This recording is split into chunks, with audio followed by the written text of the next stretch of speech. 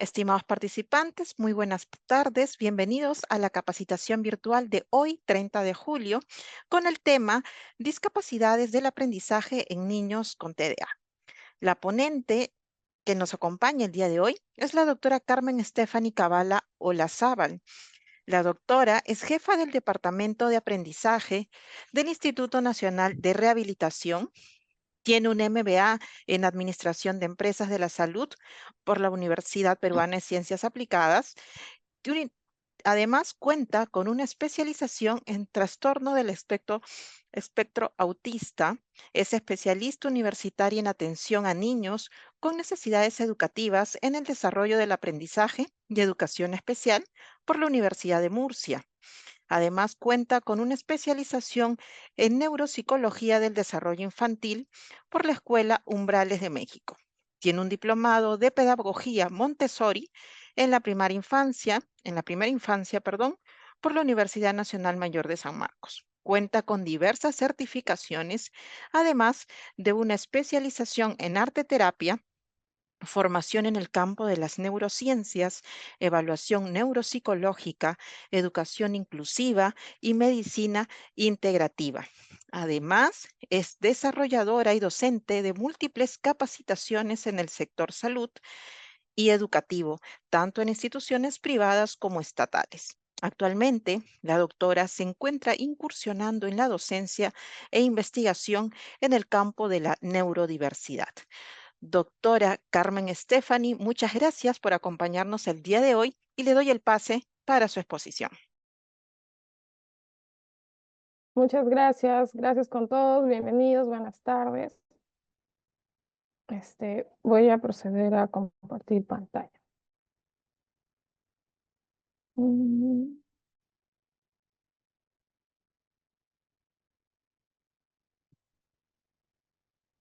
Muy bien, ¿me confirman si es que se logra ver las diapositivas? Sí, estamos viendo, doctora. Perfecto, muy bien. Bueno, es muy interesante el tema que han propuesto porque vamos a hablar específicamente de las discapacidades del aprendizaje, considerado como una comorbilidad del TDAH, que pese a que no es propiamente el diagnóstico que nos trae esta tarde a reunirnos, es donde se presenta la gran variedad y concentración de necesidades del paciente. Entonces, vamos a conversar un poco sobre los conceptos de discapacidad también. A ver, entonces ahora estamos en medio de las Olimpiadas de París 2024 y, por ejemplo, hablar de deporte y de concursos es referente Michael Phelps, un nadador multicampeón olímpico mundialmente conocido y reconocido, vale decir, así como Usain Bolt, quien es un maratonista, también campeón de múltiples medallas de oro, ambos en común.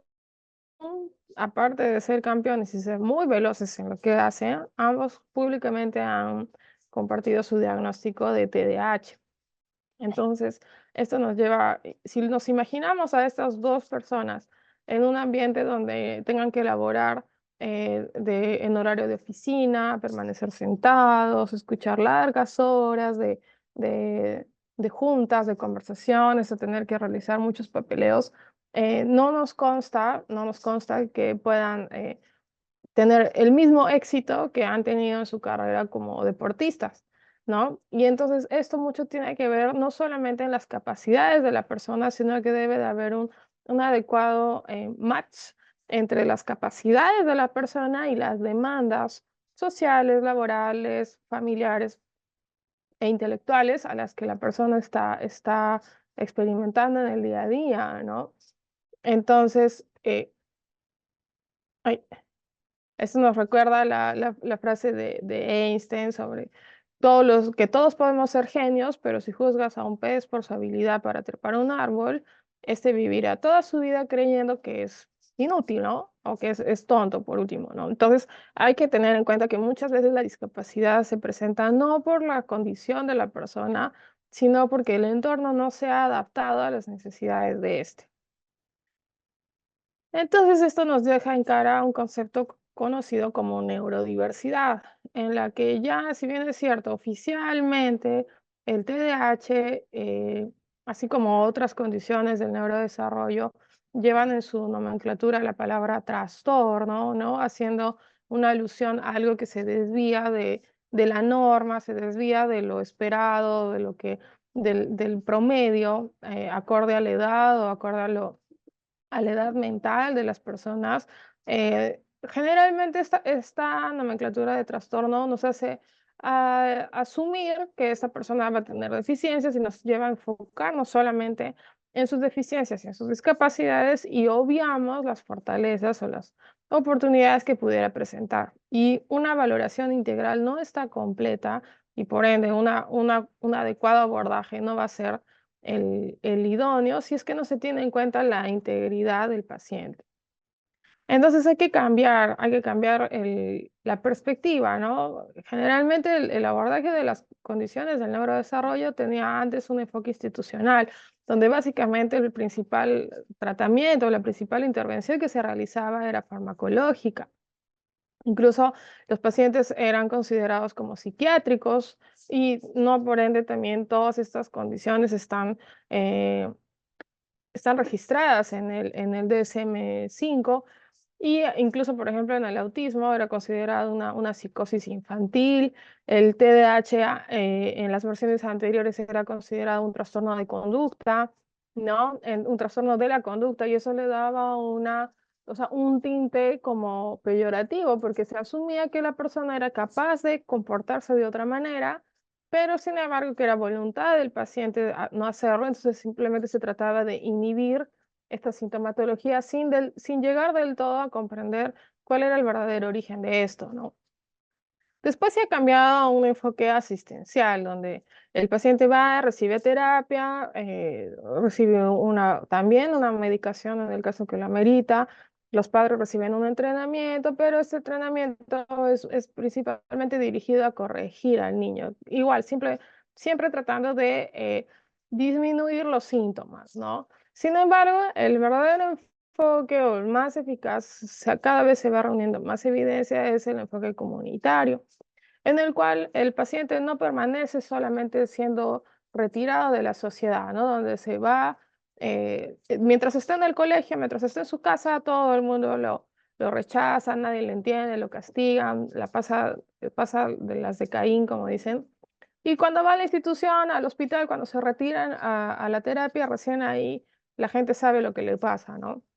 Entonces el resto de su vida es un calvario y en la terapia es donde recién la gente sabe lo que le pasa.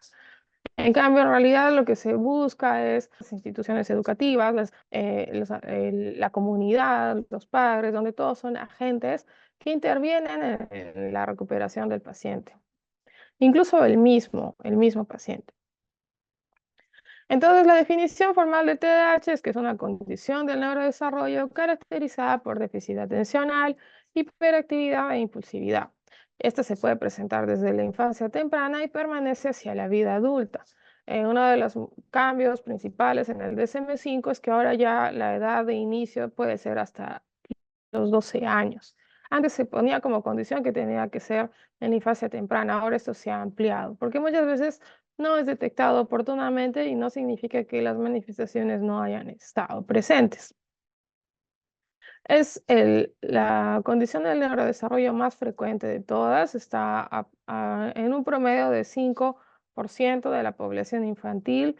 En los adultos esta prevalencia se mantiene hacia un 2,5% y un 15% de las personas que se diagnostican durante la niñez permanecen con el diagnóstico hacia la vida adulta. Generalmente la gran mayoría o una buena parte de ellos logran una remisión de los síntomas. O sea, las manifestaciones no permanecen con la misma intensidad que la infancia o la edad escolar, pero sin embargo se pueden todavía observar las dificultades.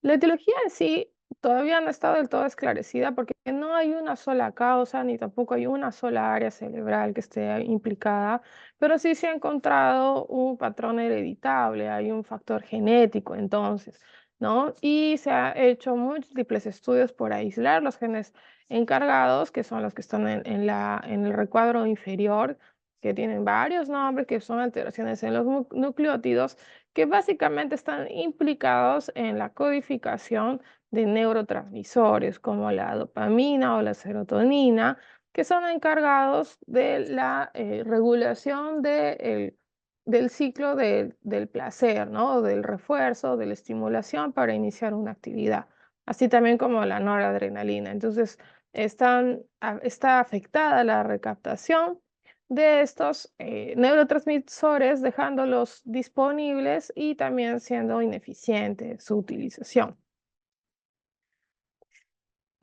Si ahondamos un poco más en esos mecanismos moleculares, van a tener un reflejo fenotípico, es decir, vamos a tener como consecuencia un sinfín de manifestaciones. Antes de saber lo que es el déficit atencional, creo que es bueno saber un poco cómo es la atención, ¿no? El arousal es no otra cosa que el estado de vigilia. Entonces, yo, por ejemplo, para todas las personas que estamos ahorita conectadas en el Zoom, ahorita. Para poder recibir la información que se les está brindando, lo primero que tienen que hacer es estar aquí conectados, ¿no es cierto? No importa si sepan, si han visto pacientes, más allá de su experiencia, su carrera, la edad, el conocimiento que tengan. Si ustedes no están conectados, no están acá presentes, eh, da igual, la información se la van a perder, no la van a procesar, no van a poder emitir un juicio, ni tampoco van a poder utilizarla. Es lo mismo. Entonces, para que un paciente pueda prestar atención, primero tiene que estar lúcido, tiene que estar en sus 5 sentidos, en todos sus cabales, y no tener una demanda física o médica, algún daño que le afecte el estado de lucidez, para empezar, ¿no? Entonces, esto parece muy, muy obvio, pero sin embargo, ¿cuántas veces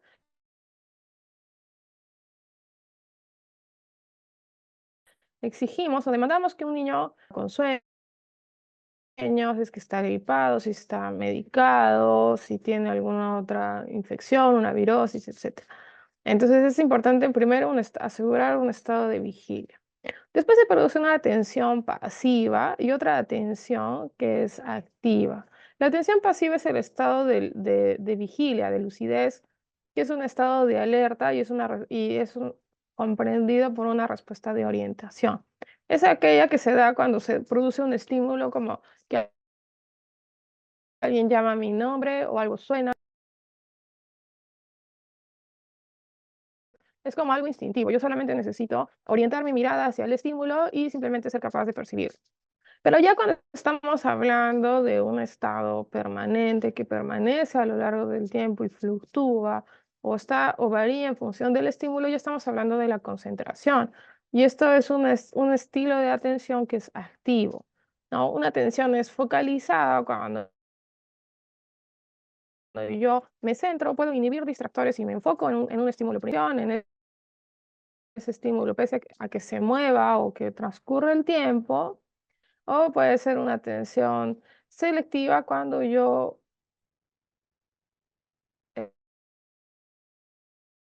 eh, ¿qué? No, puedo también tener una atención alternante cuando cambio de un foco a otra, y también una atención dividida cuando puedo prestar atención a varios estímulos a la vez.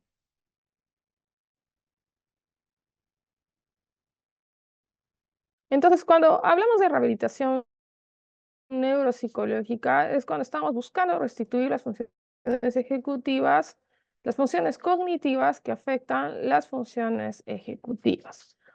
Las funciones ejecutivas son aquellas eh, funciones mentales, pero que son más complejas, más elaboradas y que nos permiten llevar una vida normal.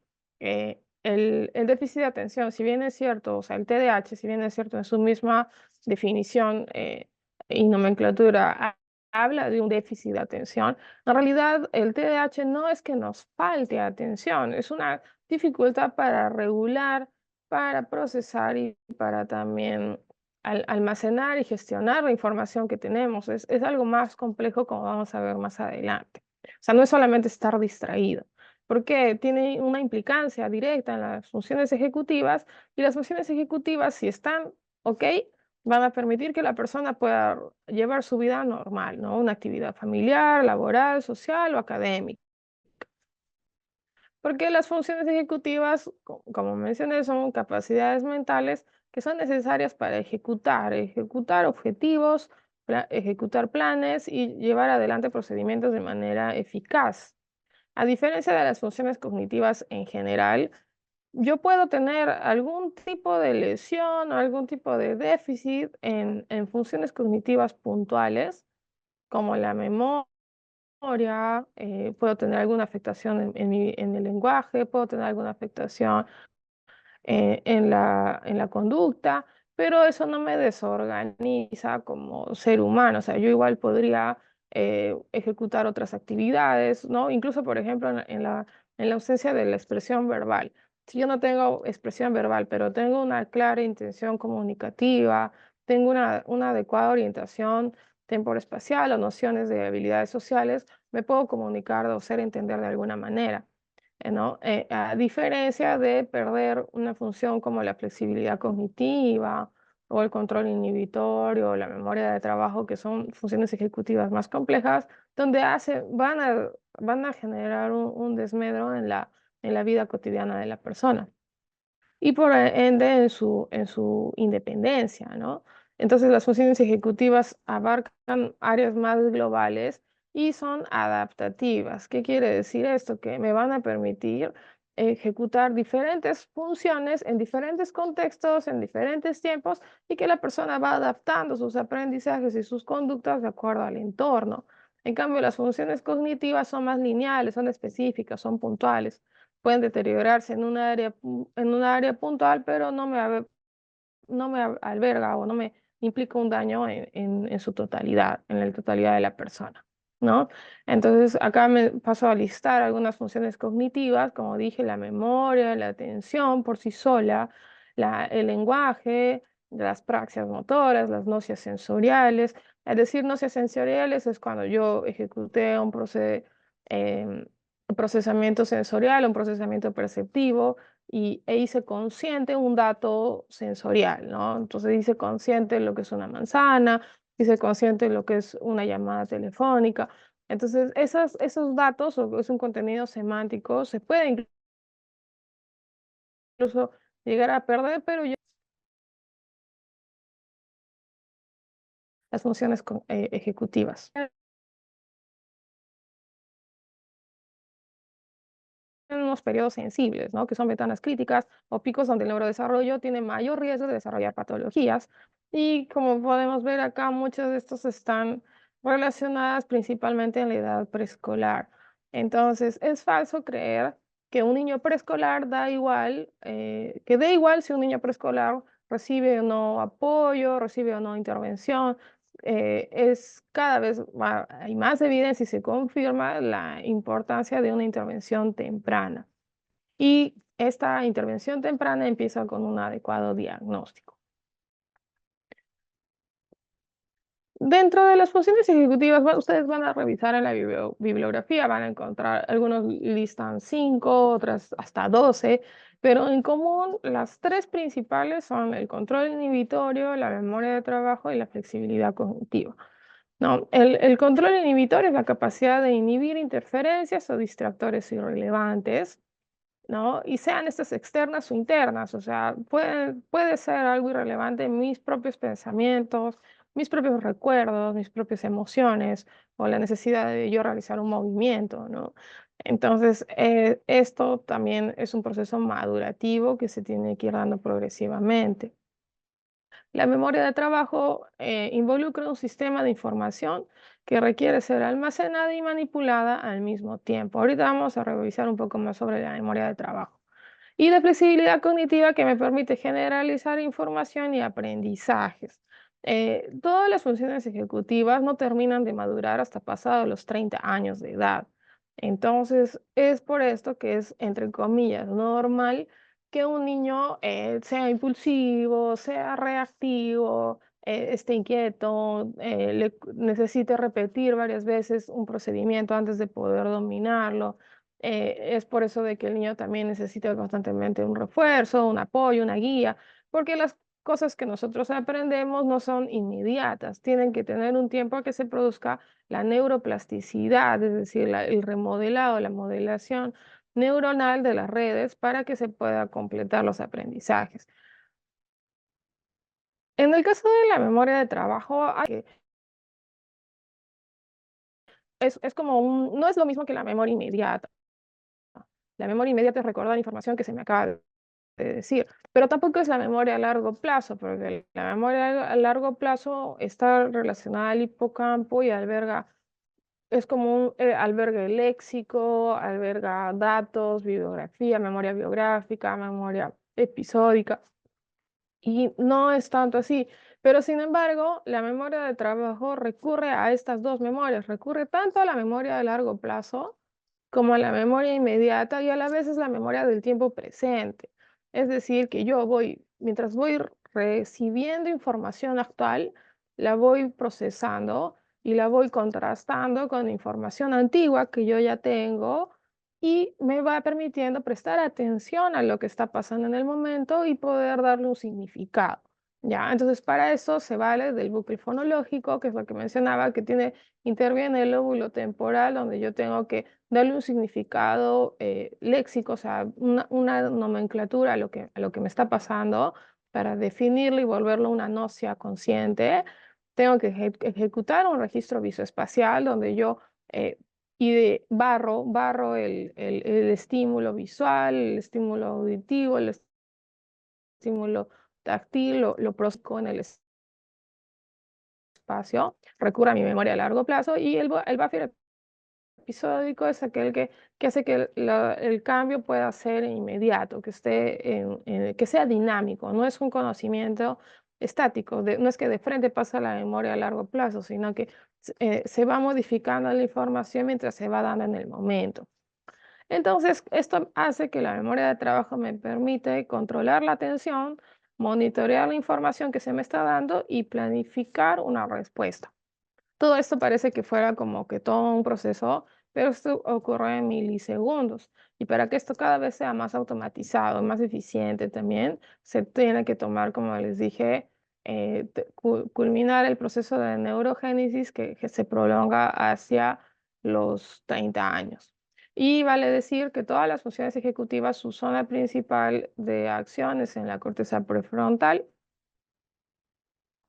Entonces, dentro de las propuestas del modelo de la fisiopatología del TDAH, tenemos el modelo del control inhibitorio, donde según esta diría de que habiendo un déficit en el control inhibitorio, hay una hiperrespuesta a los estímulos externos e internos, y esto reduce la capacidad de una respuesta adaptativa y por ende una disminución en el logro de objetivos. Entonces, por un lado, hay una corriente que señala que el TDAH es una hiperrespuesta, hay una hiperaceleración, disminuye la eficiencia del procesamiento de la información y de la capacidad de lograr objetivos.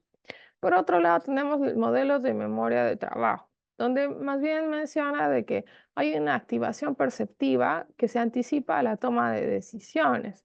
Entonces, no se llega a dar un adecuado procesamiento de la información y que entonces la respuesta se genera de una manera precipitada, desorganizada, y entonces hay dificultad para cambiar el foco de atención y una dificultad para ejecutar las tareas complejas. En otras palabras, como que no hubiera una lectura adecuada de la situación y la respuesta que se genera es dispara a lo que se está requiriendo. Esta lámina es ilustrativa, no voy a profundizar en eso ahora en áreas del tiempo, pero es interesante ver todas los diferentes postulados y las áreas cerebrales que están involucradas, pero más que áreas cerebrales, es cada vez lo que son los tractos cerebrales, tanto supratentoriales como infratentoriales, donde vemos la complejidad del déficit de atención, donde no se trata solamente de un tema de voluntad, como se podría creer, o sea, no solamente alberga el sistema límbico hacia que la conducta desafiante, sino que afecta incluso a áreas cerebrales, donde el niño puede tener dificultades motrices para ejecutar una tarea, para ubicarse en el espacio. Involucra también áreas en la corteza temporal, donde el paciente no puede tener dificultad para darle un nombre a las actividades o identificar o procesar estímulos auditivos. En la corteza parietal también para ubicarse una ubicarse espacialmente con la tarea, y también a nivel de los ganglios basales, donde puede ser muy difícil integrar toda la información que se procesa visual o auditivamente. Entonces, en este modelo de la memoria de trabajo, vamos a ver que entonces en el TDAH va a haber un aumento, un incremento en el déficit visoespacial. También va a haber un aumento en la discapacidad verbal. Puede haber una disminución en el vocabulario y un aumento en la discapacidad del aprendizaje. Entonces estamos viendo de que el déficit, o sea, el TDAH no es solamente déficit de atención, sino puede abarcar, es heterogénea, su nivel de implicancia. No puede haber déficit visoespacial, déficit verbal, déficit de vocabulario, discapacidad en el aprendizaje. Estos son diferentes modelos neuropsicológicos que se pueden revisar, donde van encontrando cada vez más formas de identificar estos tractos cerebrales que están afectados. Y cada vez vamos viendo de que el modelo es múltiple, el modelo de déficit es múltiple, no es único, no es lineal. Entonces, ¿cómo se va a manifestar esto, no? ¿Qué nos va a dar como resultado? Entonces, vamos a tener un paciente, el paciente con TDAH va a tener dificultad tanto para la concentración, como hablamos, es un estado de atención activo, como para la planificación y organización de tareas, dificultad en el autocontrol, dificultad en la memoria operativa, en el reconocimiento de las emociones propias y externas, en el control interno del cuerpo, en la automonitorización y automotivación, problemas en la interacción social y para llegar a tener problemas de lenguaje, incluso motores, etcétera, ¿no? ¿Cómo es la clínica de la impulsividad? La impulsividad puede ser motora, verbal o académica, ¿no? La más obvia es la hiperactividad, ¿no? Generalmente en una etapa preescolar, la que predomina es la impulsividad motora. Entonces vamos a ver un niño que precipita conductas relacionadas con las emociones, ¿no? Va a interrumpir, no va a esperar, no va a acatar los turnos de las palabras, coge, toca los objetos. La impulsividad verbal es aquellas respuestas espontáneas y dar tiempo necesario a elaborar la respuesta correcta. Ese niño que responde por responder, responde de manera impulsiva sin procesar bien la pregunta. Y también la impulsividad académica, donde precipita respuestas en los exámenes o en los ejercicios sin comprender del todo bien la pregunta ni planificar la respuesta. Es muy frecuente estos casos donde el paciente estudió, repasó, tiene toda la motivación, toda la motivación del caso por aprender o por estudiar, y cuando llega la hora del examen, el paciente se confía, no lee bien las preguntas y marca. Es muy frecuente este tipo de errores. Y eso conlleva a frustración, a rechazo, a baja autoestima. En algunos casos llega hasta ansiedad o depresión. Entonces, si nosotros trasladamos esta visión a un niño típico con TDAH, si nosotros desconocemos los mecanismos que están implicados detrás de esta conducta, como dije al inicio, ¿qué es lo usual? Si algo está caliente, ¿qué hacemos? Le echamos agua, ¿no? Si algo está acelerado, le ponemos un freno, pero la necesidad del paciente a, no se va a saciar o no se va a mejorar si es que simplemente inhibimos la impulsividad. Hay que saber mejorar y alinear desde el proceso perceptivo, en algunos casos hasta el estado de conciencia del paciente o el procesamiento sensorial.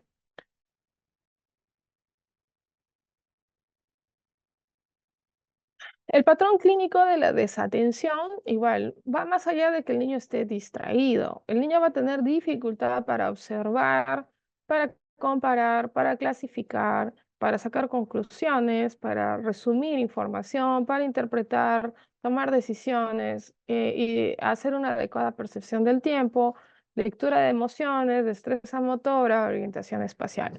Hemos visto cómo están afectados los tractos cerebrales en diversas áreas, tanto interhemisférica como e infratentorial, que van a tener una afectación global de la persona. Entonces, igual, la desatención, el patrón clínico de la desatención no va a la falta de atención, sino a la desorganización de la persona.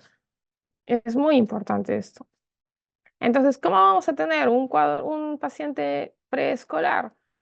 Un paciente de entre los 3 a 5 años, que la comprende la edad escolar, un niño con inquietud motora, que está siempre en movimiento, que lanza las cosas, que es muy curioso, que no mide el peligro, tiene menor aceptación por las normas, se va a mostrar incluso algunas veces desafiante, va a jugar brusco, no es lo mismo que sea agresivo, ojo, cuando hay un trastorno de conducta o agresividad, es de que el niño tiene la intención de dañar a las personas, a los objetos o a los animales o incluso a sí mismo. En estos casos es déficit en el control de impulsos donde el niño puede jugar brusco, pero no hay una intención de hacer daño, no es algo consciente, ¿no? Las demandas son constantes, ruidosas, el niño que a cada rato pide algo, interrumpe, se levanta, se le cae el lápiz, se le cae el cuaderno, se le rompe la punta del lápiz, necesita ir al baño. Entonces es un paciente que está constantemente demandante, es muy demandante. Es incapaz de esperar su turno, interrumpe y también hace rabietas, se frustra fácilmente, porque el control inhibitorio está deficiente. Entonces, más allá de la inmadurez propia de la edad, en este caso hay una dificultad también en la transmisión en los neurotransmisores que ejecutan esta función. Entonces, va a ser más frecuente de lo normal. Eh, en la edad escolar, entre los 6 a 12 años, un paciente va a tener ciertas medidas compensatorias porque los síntomas tienden a irse remitiendo por la maduración, como les mencioné, la misma maduración que se va ejecutando en las funciones ejecutivas y los aprendizajes que el niño va incorporando, se va a empezar a hacer una amalgama entre fortalezas y deficiencias, pero sin embargo, también las demandas académicas y sociales van a ir aumentando, ¿no es cierto? Entonces, a la vez empieza, como les dije, la brecha entre la capacidad del paciente y las demandas es lo que finalmente nos va a dar como ecuación la discapacidad. Entonces, un paciente en edad escolar se va a mostrar como alguien que no culmina las tareas, que se desorganiza, que habla de manera impulsiva, se distrae fácilmente. En las clases puede tener una conducta disruptiva, ¿no? El niño que habla fuerte, alza la voz, no espera su turno, interrumpe. Se puede llegar a mostrar incluso agresivo en el caso de que, por ejemplo, lanza las cosas o rompe un papel o patea las cosas, ¿no? O sea, como que, pero es un estado de frustración, un estado de impulsividad, de hiperreactividad. Este puede tener dificultad para aceptar las normas y gran dificultad para realizar las tareas en casa. Necesita constante apoyo, reforzamiento y también lleva mucha frustración porque el paciente tiene interés de aprender, pero sin embargo le cuesta bastante. En un paciente adolescente, las manifestaciones se pueden mostrar como problemas de atención, dificultad para mantener el hilo de la conversación, seguir los temas, pobre rendimiento escolar, falla para recordar ciertas tareas, eso tiende a ser olvidadizo, empiezan a aparecer problemas de conducta y también conductas de riesgo, ¿no? Hay más propensión a accidentes de todo tipo y también conductas de riesgo como más propensión al abuso de sustancias o a iniciar su vida sexual de manera más temprana. También tienen más riesgo a tener accidentes de tránsito o de deporte, ¿no? Por lo que es conductas de riesgo. Se muestra desafiante, rebelde, viola las normas familiares, es inmaduro, irresponsable, ¿no? tendencia a la drogadicción, alcoholismo, problemas delincuenciales, baja autoestima y es más frecuente los síntomas afectivos, ¿no? O sea, más que la dificultad no es tanto porque sea muy distraído o hiperactivo, sino por la impulsividad afectiva, ¿no? La dificultad en las conductas adaptativas. Y esto va en desmedro de sus relaciones sociales. Entonces, para realizar un diagnóstico del TDAH, yo voy a tener la anamnesis, donde tengo los antecedentes perinatales, los hitos del desarrollo y los antecedentes familiares, también cómo ha sido el historial académico del paciente, ¿no?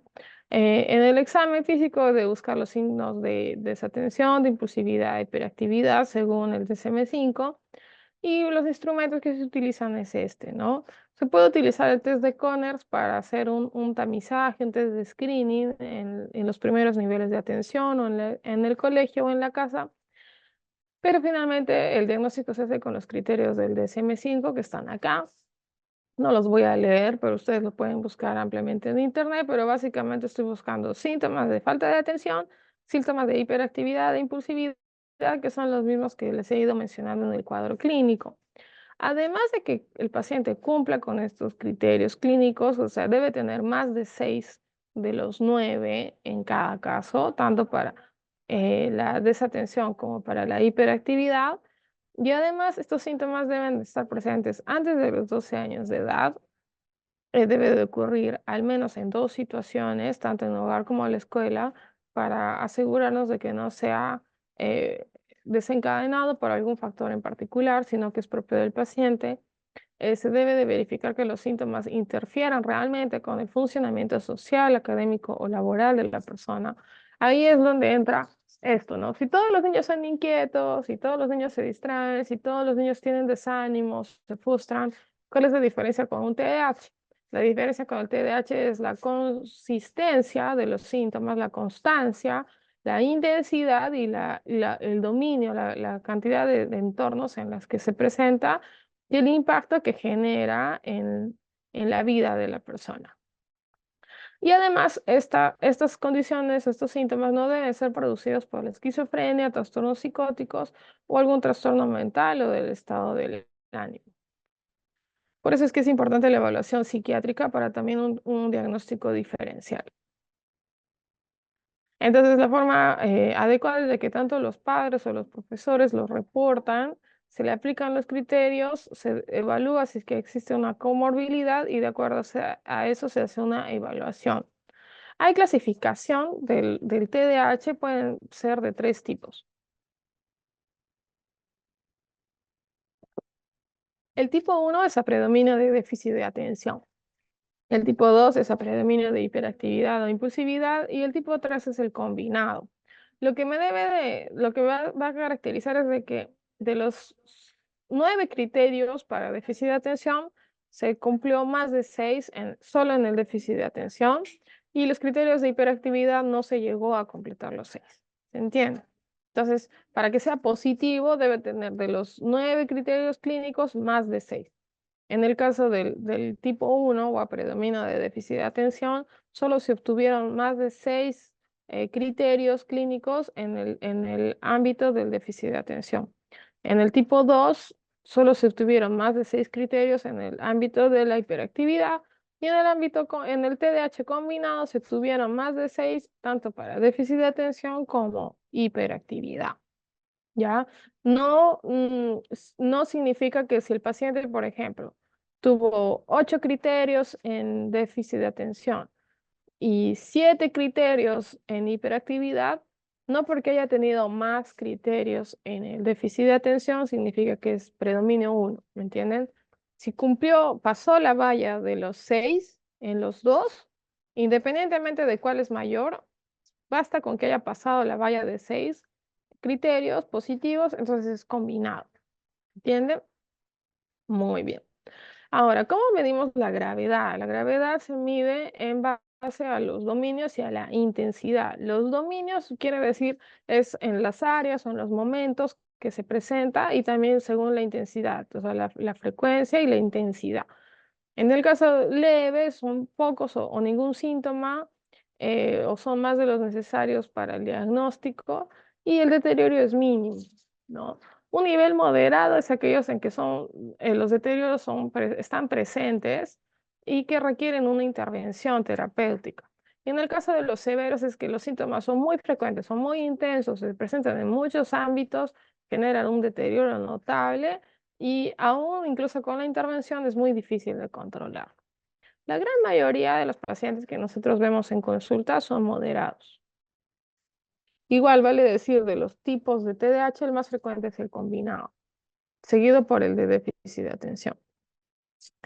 Entonces, hemos visto que el TDAH puede ser muy heterogéneo, un fenotipo muy heterogéneo, donde en común se puede llegar a tener un consenso de que la edad es de un inicio temprano, desde la edad preescolar, ¿no? En la infancia media, de 6 a los 14 años suele ser persistente, es transitorio, ¿no? Se presenta desde la edad escolar, pero va disminuyendo en la adolescencia y puede tener un inicio tardío, ¿no? Puede aparecer de los 16 en adelante. La comorbilidad del TDAH puede haber afectación en los trastornos del ánimo, es lo más frecuente, es la comorbilidad psiquiátrica, ¿no? Tanto depresión como trastorno distímico o el trastorno bipolar. De hecho, es un diagnóstico diferencial muy amplio. Hay muchas mujeres, sobre todo, que tienen diagnóstico de trastorno bipolar, diagnóstico del límite de la personalidad, y cuando se va conociendo un poco más, se encuentra que eran pacientes con TDAH que no habían recibido un manejo adecuado. Los trastornos de ansiedad también se pueden presentar con mucha frecuencia. Y el síndrome de Tourette, ¿no? El síndrome de Tourette no es muy frecuente, pero la gran mayoría de los pacientes con Tourette tienen TDAH. ¿No? También es muy frecuente los trastornos de aprendizaje, alrededor de un 30%, en algunos casos hasta 50%, ¿no? Y eso es entendible porque si es que están involucrados los procesos perceptivos, fonológicos, de memoria, de atención, que son necesarios también para la adquisición de la lectoescritura, entonces es entendible que haya comorbilidad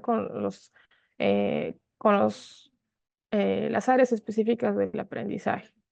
También pueden haber trastornos del comportamiento. Generalmente el más frecuente es el trastorno oposicionista desafiante, seguido por el trastorno disocial, ¿no? Como les dije, la diferencia entre el trastorno oposicionista desafiante y el disocial es la presencia de agresividad y daño a la integridad de otras personas o de otros seres vivos, ¿no? Otros trastornos que se pueden acompañar son los tics, trastornos del sueño, trastornos obsesivo-compulsivo, torpeza motora y trastornos relacionados con sustancias. Acá podemos ver en esta tabla que es de la revista Nature, podemos ver cómo es la evolución de la persona a lo largo de la vida, ¿no? Muchas veces se piensa como, ay, el niño hiperactivo, ese chiquito que todo me mueve, todo me agarra y ay, hay que gritarle, hay que castigarlo, ¿no? Que durante la vida escolar es ese niño impaciente que me saca de quicio, ay, que interrumpe y todo lo demás. Pero es más severo que esto, es más complejo, porque también pasa a ser un problema social, porque hacia la edad adulta, si es que el niño no ha sido intervenido adecuadamente, no ha sido valorado ni abordado, nos va a desencadenar en embarazos jóvenes, ¿no?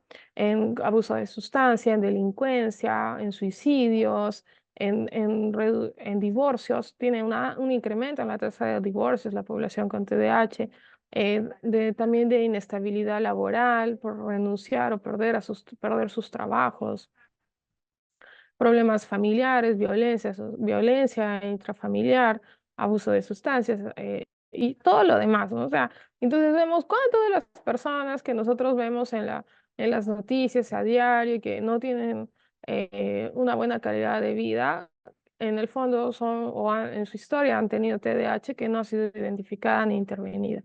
Y como uno los ve como una persona aparentemente íntegra, funcional, independiente, autónoma y todo lo demás, incluso inteligente, podemos pensar que simplemente no necesitan ayuda, ¿no?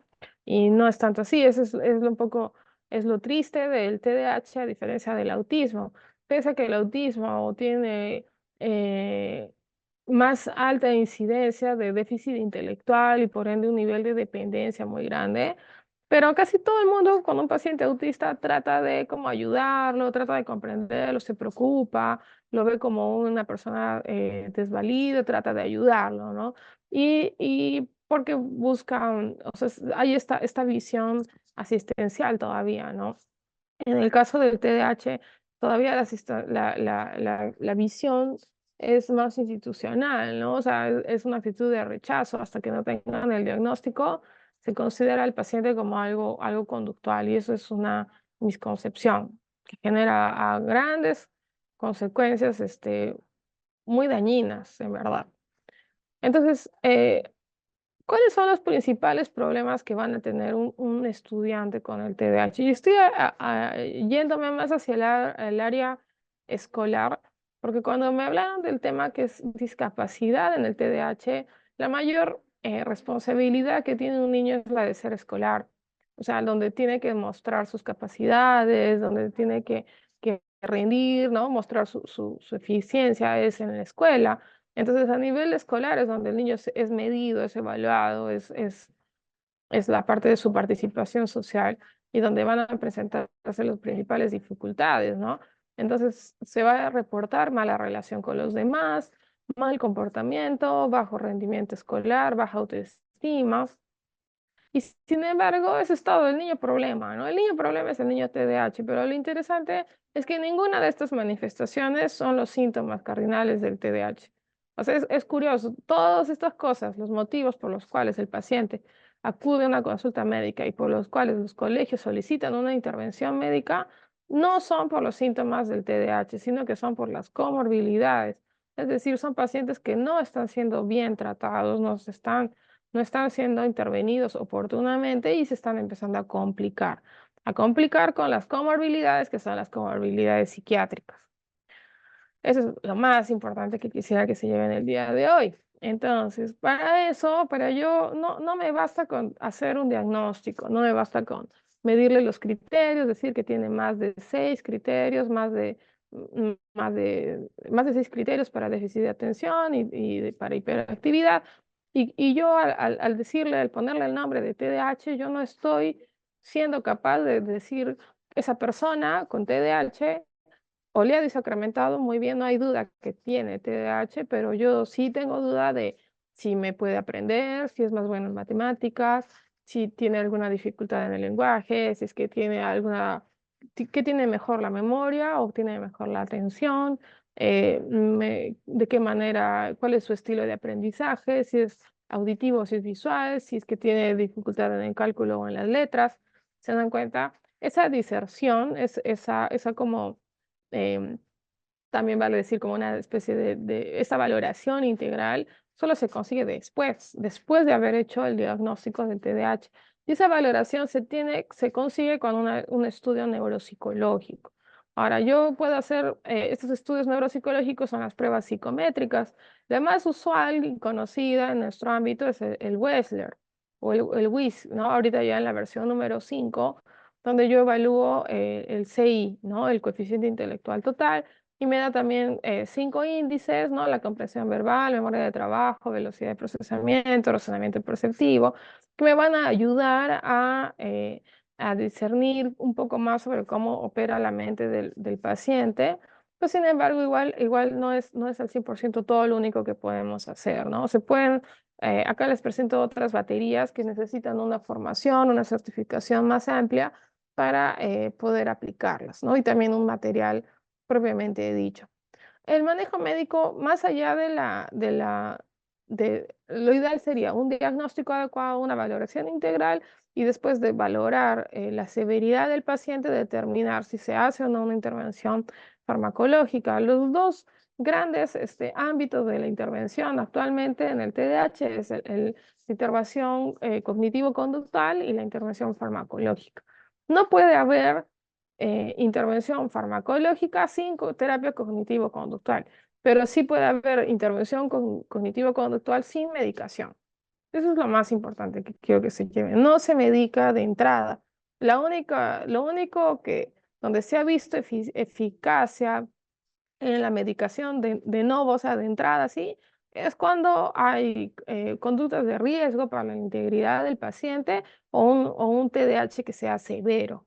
Entonces, si yo tengo un niño con que yo le doy el metilfenidato, que es lo más usual, yo le doy el metilfenidato, yo no hice mi labor, no lo estoy ayudando, solo estoy asistiéndolo, ¿entienden? No lo estoy tratando, no lo estoy ayudando, no le estoy mejorando su vida, simplemente estoy cumpliendo una función de como máquina dispensadora, ¿no? Entonces, porque como dicen, o sea, el TDAH no es el déficit de metilfenidato, el TDAH no es déficit de metilfenidato, entonces yo no completé mi función con darlo. Entonces, la medicación de entrada no va. No es mejor que una intervención cognitivo-conductual, incluso ni siquiera una intervención académica. Ah, perdón, un ratito, un ratito, un ratito.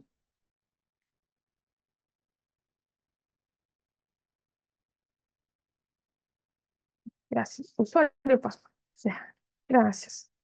Ya está. Muy bien. Entonces, ¿cómo se puede abordar en el aula? Es importante concientizar sobre la condición. Lo mejor que podría hacer un padre, bueno, el TDAH no se certifica como una discapacidad, pese a que yo he visto pacientes, no muchos, pero sí he visto pacientes con certificado de CONADIS con TDAH, lo cual sí, sí hay una corriente que está postulando que sí se incluya como una discapacidad que me amerite certificarse. En estos casos lo que se certifica no es por el TDAH solo, sino por sus comorbilidades, porque puede haber TDAH con epilepsia, puede haber TDAH con déficit intelectual, con discapacidad intelectual, puede haber TDAH con discapacidad sensorial también. O sea, no está exento. O sea, un niño puede tener también TEA y TDAH, puede tener hipoacusia y también tener TDAH. Entonces hay que tener en cuenta las comorbilidades. Por eso es muy importante también detectar el TDAH en otras condiciones del neurodesarrollo. Y una vez que se tenga ya sea la certificación o el informe médico, esto debe ser compartido con las instituciones académicas, instituciones educativas, para que se haga una adecuada adaptación. Adaptación del entorno físico, adaptación en el tiempo de enseñanza, en el tiempo en que se evalúe también. Se le debe enseñar a organizarse, o sea, al paciente no solamente es concéntrate, ¿no? O sea, una varita mágica, presta atención, no te distraigas, eso no es suficiente. El niño tiene que progresivamente mejorar su organización temporoespacial, mejorar su procesamiento sensorial, mejorar el control de sus praxias motoras. Se le debe promover la autonomía, comprender, incluso en algunos casos hasta primero trabajar con su léxico, ¿no? Hay algunos pacientes que no pueden organizar una respuesta, ni mucho menos prestar atención a algo que no entienden porque les falta léxico. Entonces, es algo así tan sencillo, es como si yo les hablo, ahorita empiezo a hablarles de un lenguaje técnico o hablarles en otro idioma, no me van a prestar atención. O si yo ahorita me empiezo a hablar de física nuclear y es algo que ustedes asumen que no tiene nada que ver con ustedes porque no lo entienden, no me van a prestar atención. Entonces es importante asegurar que el paciente entienda de qué se está hablando, entienda qué es lo que se espera de él, entienda cuándo termina la tarea que están ejecutando, entienda cómo va a poder él medir lo que hizo, de qué estamos hablando, qué estamos haciendo, para qué me sirve, a dónde vamos, dónde estamos. O sea, empecemos por ahí. Por eso es que se deben de realizar adaptaciones metodológicas y también evaluativas. Y cierro y termino con no sé si algunos siguen a esta cuenta de Humans of New York, donde es un chico, es un joven que se pasea por las ciudades de Nueva York entrevistando a personas de manera random. Y en este caso, este post, este joven habla de que él era de una zona conflictiva allá por New Jersey y que él menciona, cuenta, ¿no? Que él tenía muchas dificultades para leer, no podía escribir, le costaba mucho ir al colegio, no quería ir al colegio, hacía rabietas y todo el mundo lo tenía marcado como igual, el típico, ¿no? Ya le pusieron la cruz, estaba estigmatizado. Y que él tenía una profesora que tuvo mucha paciencia con él y le logró enseñar a leer y escribir y le ayudó a que mejore. Sin embargo, él cuando terminó el colegio, él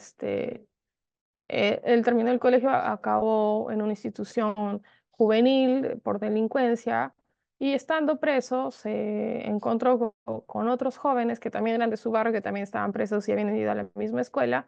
Y ellos le contaron de que la profesora tenía en su salón una fotografía de él como un alumno modelo, que ella siempre lo usaba de ejemplo, diciendo de cómo ella logró hacer que él logre leer y escribir y que si él pudo hacerlo, los demás podían hacerlo.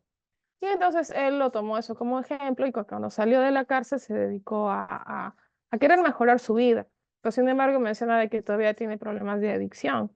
Pero sin embargo menciona que es erudito, o sea, dice que él puede leer libros de 100 páginas en una hora, no sé cuánto, una cosa así, ¿no? Pero sin embargo, vemos cómo probablemente esta persona tiene TDAH, ¿no? No se le diagnosticó, no se le intervino a tiempo, recibió cierto apoyo en el colegio, pero no a lo largo de su vida, no hubo un apoyo sostenido y al final se presentaron todas las complicaciones que les mencioné antes, ¿no?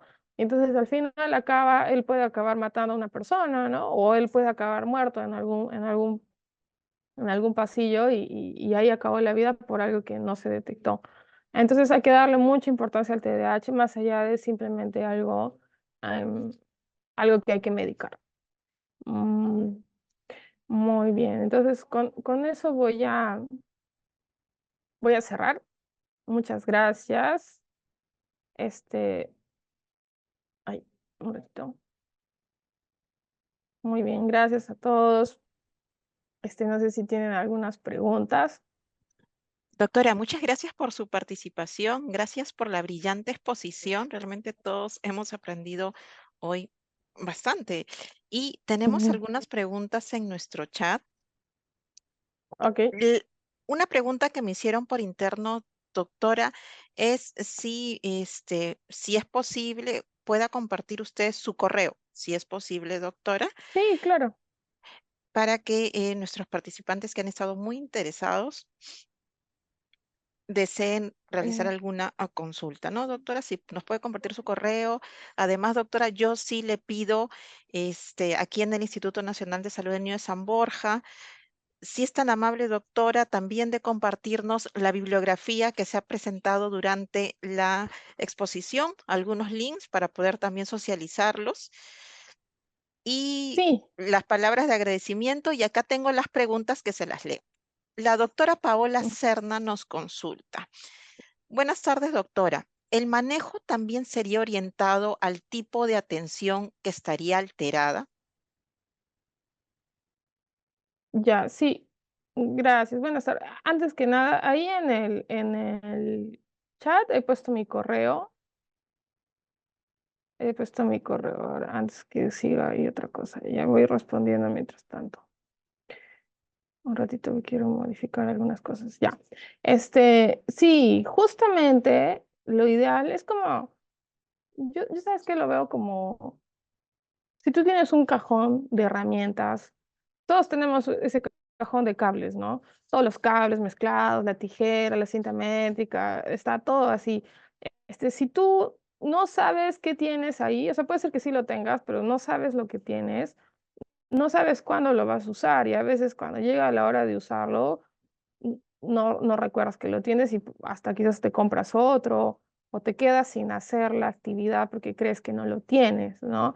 Entonces es lo mismo, la valoración integral te va a permitir ordenar los cajones. Entonces, si tú ordenas tu cajón, lo separas, lo organizas, qué cosa está operativo, es como hacer un inventario, ¿no?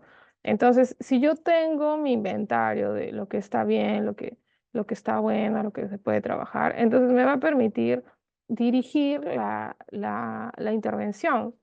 Entonces yo la voy a poder dirigir hacia a lo que es más importante, lo que está más deficitario. Y por otro lado, también me va a ayudar a enfocarme en lo que sí está bien, porque no todo va a estar mal. O sea, es una regla natural de la vida.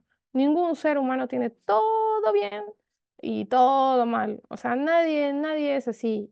Hasta la persona con déficit intelectual, hasta la persona con déficit sensorial. O sea, todos van a tener algo que sí es aplicable, es mejorable. Ahí les voy a compartir mis datos.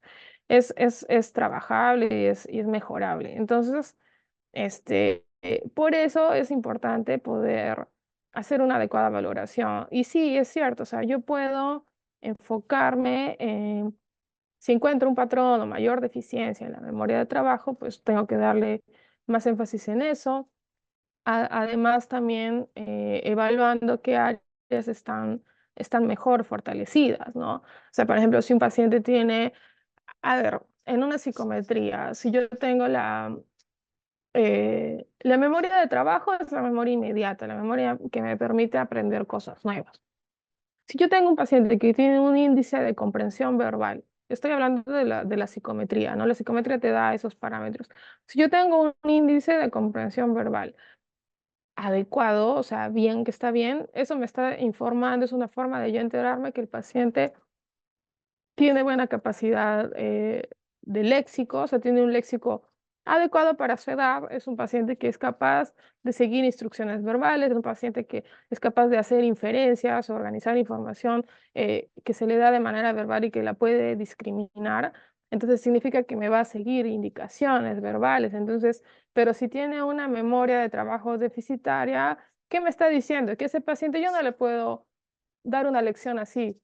¿Me entiendes? O sea, por más que él tenga adecuada comprensión verbal, yo no le puedo hacer toda una clase, un montón de clases sin proyectarle algo.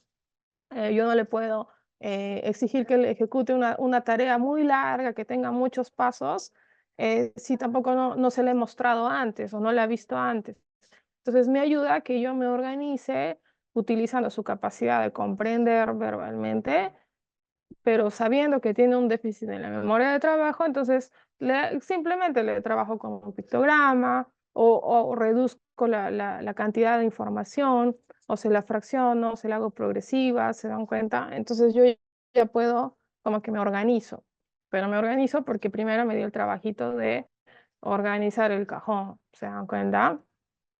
No, espero que eso sea una respuesta que querían o que se vaya alineada a la pregunta, ¿no? Si es que entendí bien la pregunta. Muy bien, Doctora, sí, muchas gracias. Doctora, tengo otra consulta. Dice, respecto a la terapia de modificación de conductas, ¿cuánto tiempo se considera prudente o cada cuánto tiempo evaluar los resultados? ya. No voy a hablar de la modificación de conducta, sino en general. Los cuadros, las condiciones del neurodesarrollo son condiciones evolutivas. Entonces son, así como son heterogéneas, que abarcan un montón de áreas que están implicadas, también a su vez tienen, eh, varían con la persona. El niño, el mismo niño de 3 años no es el mismo cuando tenga 21 años, 30 años, siguiendo con el diagnóstico, pero no es la misma persona. Entonces sí se recomienda que en los casos que son más severos, un control cada 6 meses, una reevaluación psicométrica al menos, o una reevaluación psicopedagógica en aquellos casos donde la intervención tiene que ser más intensiva, pero también puede ser anual, ¿no? En líneas generales se recomienda una reevaluación anual. Y al menos sí, lo ideal sería que todo paciente pase una evaluación integral antes de empezar las terapias, ¿no? O sea, cuando recién se diagnostica, recién nos enteramos, no basta con que me digan TDAH.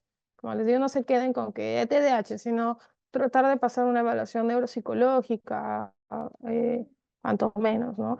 Y no existe un tiempo que diga, tienes que pasar terapia 6 meses, 8 meses, un año, y en un año ya se te debe haber quitado el TDAH. Eso no existe algo así, ¿no? Pero en líneas generales sí se recomienda siquiera una vez a la semana recibir alguna intervención, ¿no? Pero igual no es una obligatoriedad. Por eso justamente se trata de que cada vez se empodere más a los padres y a los docentes para que aseguren la continuidad del manejo, ¿no? Muchas gracias, doctora. Y tengo una inquietud, también en el chat que dice, con respecto al manejo de la sexualidad en los adolescentes con TDAH, ¿qué se recomienda para el manejo de la conducta? Perdón, disculpe que se me fue la... Ah, sí, ¿Qué me dijo? disculpe, doctora. Le repito la pregunta. Dicen, con respecto al manejo de la sexualidad en los adolescentes con TDAH, ¿qué se recomienda para el manejo de la conducta? Ah, ya. Ajá. Como les decía, siempre en todo caso, lo más importante es primero una evaluación individualizada. O sea, no existe una cosa estándar. O sea, no es esto se hace y ya. En líneas generales sí puede haber una, ay, perdón, estadísticamente mayor predisposición como les dije, o sea, a tener conductas promiscuas o embarazos juveniles o iniciar una infancia temprana, en una vida temprana sexual. Entonces, lo ideal sería primero detectar las necesidades, o sea, las curiosidades del niño, ¿no? Entonces, si uno identifica, o sea, estamos hablando de un niño que ya tiene terapia psicológica. Imaginémonos, ¿no? Ya tiene diagnóstico, ya está llevando terapia, uno debería a su psicólogo ir reportando estas cosas, ¿no? O sea, sí, por ejemplo, si he visto que se está estimulando o que está revisando páginas peligrosas o incluso peor, lo más peligroso sería que por redes sociales esté expuesto a personas que tienen otros intereses, ¿no? O sea, hay que cuidar a los niños bastante de eso, o sea, porque por la impulsividad pueden seguir a cosas, ¿no? Que ellos desconocen y pueden acabar siendo víctimas de otras cosas peores, ¿no? Entonces, yo creo que lo mejor que puede hacer uno es estar pendiente de cambios, inquietudes, preocupaciones del niño y no ponerle un paño encima, como no me hables de eso, eso no se hace, o quítate eso, o sea, todo lo que uno observa, comunicarlo a su terapeuta, a su médico, a su psicólogo y en consenso intervenirlo, ¿no? Eh, esas cosas, eso es lo más recomendable. Identificar y reportar, identificar y reportar.